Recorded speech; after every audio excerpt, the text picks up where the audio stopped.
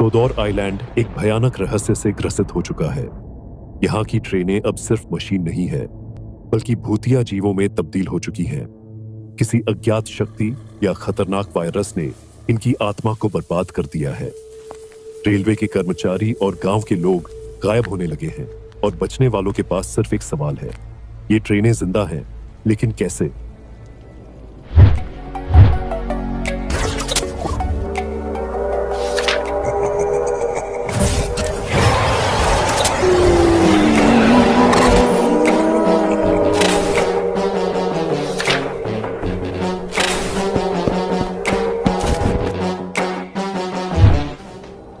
चारों ओर अंधेरा है। स्टेशन की घड़ी 11:45 रात के समय दिखा रही है। ठंडी हवा चल रही है और पास में एक पुराना बिजली का खंभा हल्के हल्के झूम रहा है। हवाई झींगुरों और दूर से आती ट्रेन की सीटी की आवाज माहौल को और डरावना बना रही है। स्टेशन पर सिर्फ एक आदमी खड़ा है। रवि, एक 25 साल का रेलवे कर्मचारी, जिसने हाल ही में सौदौर रेलवे में नौकरी ज्वाइन की है। वह प्लेटफॉर्म पर खड़ा होकर एक ट्रेन का इंतजार कर रहा है जो टाइम टेबल में नहीं थी। रवि बड़बड़ाता है और मोबाइल पर देखता है। सुपरवाइजर ने कहा था कि मुझे रात की ड्यूटी पर यहाँ रिपोर्ट करना है, लेकिन यहाँ तो कोई भी नहीं दिख रहा। तभी हवा अचानक तेज हो जाती है। बिजली की एक हल्की गड़गड़ाहट सुनाई देती है और प्लेटफॉर्म पर लगी पुरानी लाइट हल्की हल्की झपकने लगती है। रवि चौंक कर इधर उधर देखता है। प्लेटफॉर्म पर लगे डिजिटल बोर्ड पर अचानक कोई अनजानी भाषा में टेक्स्ट आ जाता है, जैसे बाइनरी कोड या कोई रहस्यमयी संदेश। लेकिन इससे पहले कि रवि कुछ समझ पाए, बोर्ड फिर से खाली हो जाता है। ये क्या था? मैंने कुछ अजीब देखा। तभी अचानक एक भारी और अजीब सीटी की आवाज सुनाई देती है, लेकिन यह सामान्य ट्रेन की सीटी जैसी नहीं है। यह ज्यादा गहरी, गूंजने वाली और अजीब तरीके से डिस्टॉर्टेड है। रवि प्लेटफॉर्म के किनारे आकर नीचे देखता है, लेकिन वहां कोई ट्रेन नहीं है, सिर्फ कोहरा है। लेकिन अगले ही पल कोहरे के बीच से दो लाल चमकती हुई आंखें उभरती हैं और तभी वह देखता है कि ये आंखें किसी ट्रेन की हेडलाइट्स नहीं, बल्कि किसी जीवित चीज की आंखें हैं। और तभी धीमी आवाज में उसे एक आवाज सुनाई देती है, रवि, भाग सकते हो तो भागो। स्टेशन पर हल्की हल्की धुंध छाई हुई है। रवि घबराया हुआ प्लेटफॉर्म के किनारे खड़ा है। उसके चेहरे पर पसीने की बूंदें चमक रही हैं और आंखें चौड़ी हो चुकी हैं। वह कुछ देख रहा है और तभी कोहरे के बीच से धीरे धीरे एक ट्रेन की आकृति उभरने लगती है। यह नीली ट्रेन है, लेकिन अजीब सी विकृत लग रही है, जैसे इसकी बॉडी पिघल रही हो और आंखों की जगह लाल चमकती रोशनी हो। यह धीरे धीरे रवि की तरफ बढ़ रही है, लेकिन इसका पहिया पटरी से थोड़ा ऊपर है, जैसे यह हवा में तैर रही हो। रवि घबरा कर पीछे हटता है, लेकिन उसकी टांगें कांप रही हैं। ट्रेन उसके और पास आती है और अब उसे इसका चेहरा साफ दिखता है। यह थॉमस है, लेकिन उसकी मुस्कान बहुत ही अजीब है। उसकी आंखें धीरे धीरे इंसानी आंखों में बदलने लगती हैं। उसके मुंह से अजीब सी फुसफुसाहट निकलती है, जैसे कई आवाजें एक साथ बोल रही हों। थॉमस धीमे डरावने स्वर में, रवि, तुम भाग नहीं सकते, अब बहुत देर हो चुकी है। रवि हड़बड़ाकर पीछे हटता है, लेकिन तभी उसकी टॉर्च अचानक बंद हो जाती है। पूरी जगह अंधेरे में डूब जाती है। कुछ सेकंड के लिए सन्नाटा छा जाता है, फिर अचानक एक तेज चीख सुनाई देती है। रवि पीछे मुड़कर भागता है, लेकिन जैसे ही वह मुड़ता है, उसकी आंखों के सामने एक झलक दिखती है। ट्रेन की खिड़कियों में कई सड़े गले चेहरे दिख रहे हैं, जैसे वे किसी बंदी आत्माओं की तरह कैद हों। वे उसे देख रहे हैं और रो रहे हैं। रवि घबराकर जमीन पर गिर जाता है। उसका सिर जोर से किसी चीज से टकराता है और उसकी आंखों के आगे अंधेरा छा जाता है। रवि अचानक आंखें खोलता है। वह अब एक पुराने लकड़ी के कमरे में पड़ा हुआ है। चारों ओर धूल जमी है। एक कोने में पुरानी घड़ी लटक रही है जो टिक टिक करती जा रही है। घड़ी में समय 12:30 रात के समय हो चुका है। वह धीरे धीरे उठता है और इधर उधर देखता है। सामने एक बूढ़ा आदमी बैठा हुआ है। तुम्हें वहां नहीं जाना चाहिए था, रवि। अब तुमने उन्हें देख लिया है, अब वे तुम्हें भी देख रहे हैं। रवि गर्दन सहलाते हुए डरी हुई आवाज में कहता है, कौन? वो ट्रेन हवा में चल रही थी। उसके अंदर लोग थे, लेकिन वो जिंदा नहीं लग रहे थे। वो इंसान नहीं थे, वो कभी इंसान थे, लेकिन अब नहीं है। तुमने थॉमस एक्स को देख लिया है, अब वो तुम्हें छोड़ने वाला नहीं। Thomas x? ये सब बकवास क्या है? ये ट्रेन कोई भूतिया चीज कैसे हो सकती है? स्टेशन मास्टर एक पुरानी फाइल निकालते हैं और रवि की ओर बढ़ाते हैं। फाइल पर लिखा है, क्लासिफाइड सोडोर रेलवे इवेंट 1998। रवि धीरे से फाइल खोलता है और जैसे ही वह पहली तस्वीर देखता है, उसकी आंखें चौड़ी हो जाती हैं। फोटो में सोडोर रेलवे का वही प्लेटफॉर्म नंबर 3 है, लेकिन उसमें चारों तरफ खून बिखरा हुआ है। तस्वीर में कई कटी फटी लाशें पड़ी हैं और उनके पास ही एक पुरानी ट्रेन खड़ी है। थॉमस, लेकिन सामान्य नहीं। उसकी आंखें लाल हैं और उसका चेहरा पहले से ही डरावना विकृत दिख रहा है।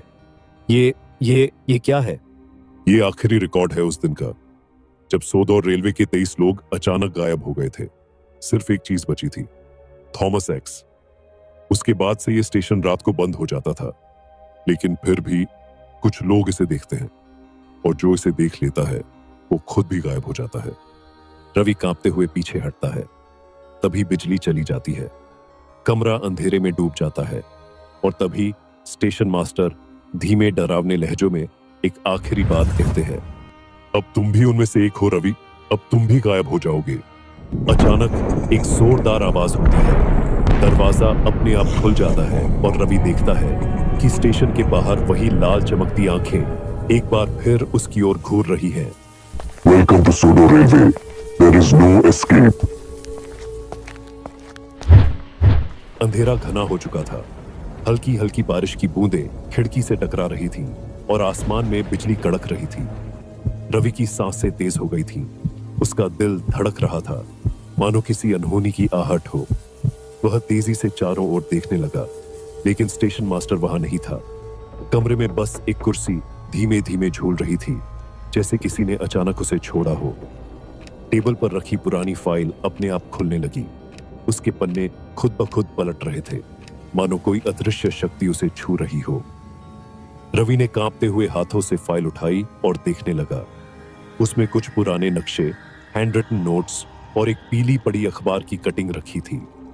कटिंग की हेडलाइन थी, 1998 सोदौर रेलवे पर खौफनाक हादसा, ट्रेन में बैठे 23 लोग रहस्यमयी रूप से लापता।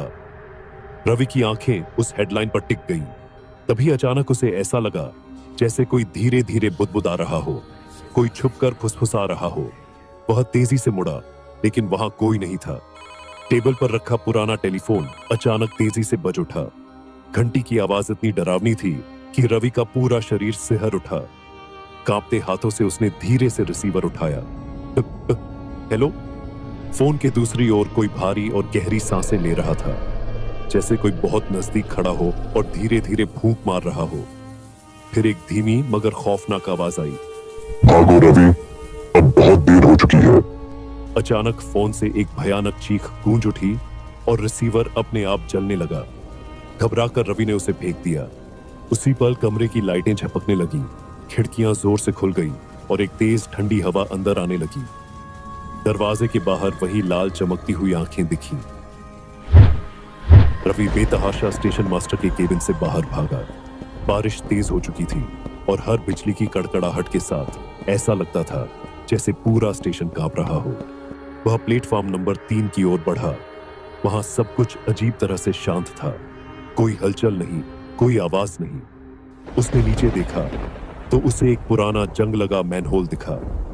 तभी उसे स्टेशन मास्टर की फाइल में लिखा एक वाक्य याद आया, अगर जवाब चाहिए तो पटरियों के नीचे जाओ।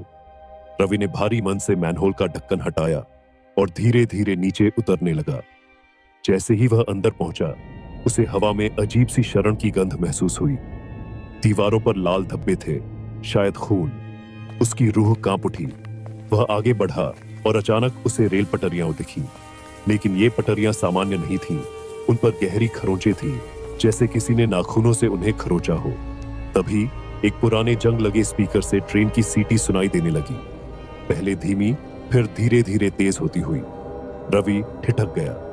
सुरंग में एक मोड़ था और जब उसने आगे झांका, वहां एक टूटी फूटी ट्रेन खड़ी थी। खिड़कियों के शीशे टूटे हुए थे और अंदर कई डरावने चेहरे झांक रहे थे। बेजान आंखें, विकृत चेहरे, सड़ती हुई चमड़ी। ट्रेन के आगे एक धुंधला नाम लिखा था, थॉमस 1998। अचानक ट्रेन की हेडलाइट्स जल उठी और लाल आंखों जैसी चमकने लगी और तभी एक भारी गूंजती हुई आवाज उभरी। रवि, अब तुम्हारा सफर शुरू हो चुका है।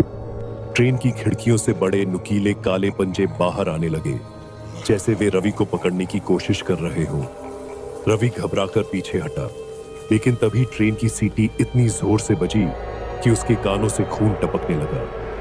वह लड़खड़ाकर जमीन पर गिर पड़ा और तभी उसके पीछे कोई खड़ा हो गया, एक लंबी भयानक परछाई जिसकी आंखें खून जैसी लाल चमक रही थी। रवि जमीन पर बेसुध पड़ा है, उसके चेहरे पर पसीने हैं और उसकी सांसें तेज चल रही हैं। उसकी आंखें धीरे धीरे खुलती हैं। चारों ओर घना काला धुआं फैला हुआ है। हल्की हल्की सीटी की आवाज गूंज रही है, लेकिन अब यह सीधा उसके दिमाग में गूंजने लगी है। रवि घबराकर उठता है और जैसे ही पीछे मुड़ता है, उसकी आंखें चौड़ी हो जाती हैं। उसके ठीक पीछे थॉमस एक्स खड़ा है। उसकी पूरी बॉडी काले धुएं से ढकी हुई है और पहियों से खून टपक रहा है। उसके चेहरे की जगह गहरी खाली आंखों वाले गड्ढे हैं। अचानक वह डरावनी हंसी हंसने लगता है और कहता है, तब तक तुम क्या चाहते हो मुझसे? थॉमस एक्स धीरे धीरे उसकी ओर बढ़ता है। उसके पहियों से ऐसी आवाजें आ रही हैं जैसे उनमें किसी की आत्माएं फंसी हुई हो। सुरंग की दीवारों पर अचानक खून से सने हाथ उभरने लगते हैं जो लगातार हिल रहे हैं, जैसे किसी को पकड़ने की कोशिश कर रहे हो। मैं वही चाहता हूँ जो तुमने देखा है और उसे कभी कोई और न देखे। अचानक सुरंग में जंग लगे लाउडस्पीकरों से अजीब सी भूतिया फुसफुसाहट गूंजने लगती है। रवि अपने कान बंद कर लेता है, लेकिन आवाजें और तेज होने लगती हैं। वह दर्द से चीख उठता है। तभी दीवार पर एक तारीख उभरती है, 13 जुलाई 1998। रवि हैरानी से उस तारीख को देखता है। तभी उसके दिमाग में एक फ्लैशबैक जैसी अनुभूति होती है। रवि अब खुद को 13 जुलाई 1998 की रात में एक पुरानी ट्रेन के अंदर पाता है। यात्री सामान्य दिख रहे हैं, लेकिन एक बात अजीब है, कोई बात नहीं कर रहा, कोई हंस नहीं रहा। सबके चेहरे पीले पड़ चुके हैं और वे बस खिड़की के बाहर देख रहे हैं अंधेरे में। अचानक एक झटका लगता है। ट्रेन की लाइटें झपकने लगती हैं। यात्रियों की आंखें चौड़ी हो जाती हैं, लेकिन वे फिर भी चुपचाप बैठे रहते हैं, जैसे किसी अनजानी ताकत के वश में हो। रवि की नजर सामने बैठी एक छोटी बच्ची पर पड़ती है। वह लगभग 6 से 7 साल की होगी और उसके हाथ में एक फटी पुरानी गुड़िया है। वह रवि की ओर देखती है। उसकी आंखों में डर और दर्द झलक रहा है। तभी ट्रेन में तेज चीखने की आवाजें गूंजने लगती हैं। पीछे की बोगी से धुआं उठने लगता है। अचानक station master Richard black train में दौड़ते हुए आता है और बोलता है, कोई तो सुनो, इस ट्रेन को रोकना होगा। ये ट्रेन अब इस दुनिया में नहीं रह सकती। रवि रिचर्ड के पीछे पीछे दौड़ता है। वे ड्राइवर केबिन तक पहुंचते हैं। रिचर्ड जैसे ही दरवाजा खोलता है, अंदर का दृश्य देखकर उसकी आंखें चौड़ी रह जाती हैं। ड्राइवर की सीट पर बैठा आदमी मरा हुआ है। उसका चेहरा जला हुआ है, आंखों से खून टपक रहा है और उसके हाथ कंट्रोल पैनल पर जमे हुए हैं। लेकिन डरावनी बात यह है कि वह अब भी ट्रेन चला रहा है। उसकी उंगलियां धीमे धीमे हिल रही हैं और तभी वो मरा हुआ ड्राइवर धीमी आवाज में बोलता है, हम रुक नहीं सकते, हमें पूरा करना होगा, पूरा करना होगा। तभी ट्रेन की खिड़कियों के बाहर एक भूतिया परछाई उभरती है, लाल आंखों वाला एक इंजन। यह थॉमस एक्स है। उसकी आंखें चमक रही हैं और पहियों से काले धुएं की लपटें उठ रही हैं। अचानक थॉमस एक्स भयानक हंसी हंसने लगता है और भारी आवाज में बोलता है, अब कोई नहीं बचेगा, ये ट्रेन अब मेरी है। रवि घबराकर पीछे हटता है। तभी ट्रेन के अंदर मौजूद सभी यात्री धीरे धीरे पिघलने लगते हैं। उनके मुंह से तेज चीखें निकलती हैं, उनकी खाल झड़ने लगती है और उनका पूरा शरीर काले धुएं में बदलने लगता है। कुछ ही सेकंड में पूरी बोगी लाशों और धुएं से भर जाती है। रवि के कानों में तेज धमाके की आवाज गूंजती है और वह होश में लौट आता है। रवि अचानक झटके से होश में आता है। वह अभी भी सुरंग के फर्श पर पड़ा हुआ है। पसीने से तरबतर उसे समझ आ चुका है कि 1998 की ट्रेन दुर्घटना कोई आम घटना नहीं थी। वह ट्रेन थॉमस एक्स का शिकार बन गई थी और उसमें सवार सभी यात्रियों की आत्माएं उसी इंजन में फंस गई थी। लेकिन अब थॉमस एक्स जिंदा है और उसका अगला शिकार रवि है। रवि जैसे ही खड़ा होने की कोशिश करता है, सुरंग के अंत में 2 लाल चमकती आंखें दिखती हैं।